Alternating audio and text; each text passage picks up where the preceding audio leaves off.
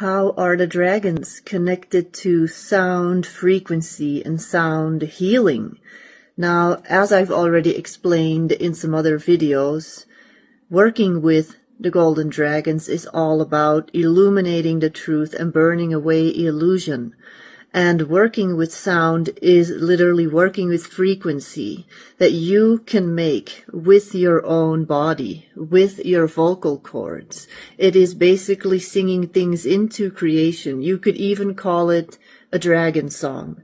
And we're even going to be working with specific tones that when we translate the frequency into sound, you could label as the sound of origin, the creation sound of the seraphim.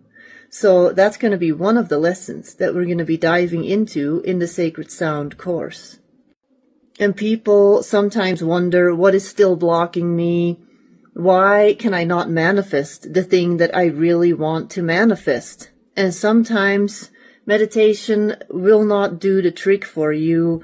Doing all the shadow work, it's all really great and it's all necessary, but in combination with sacred sound, that you are vibrating out of your body, with your body, you are manifesting a physical timeline that you want to see happening for you. Basically, it is the key to effortlessly manifesting things into your life, into alignment with God, with Mother, Father, God.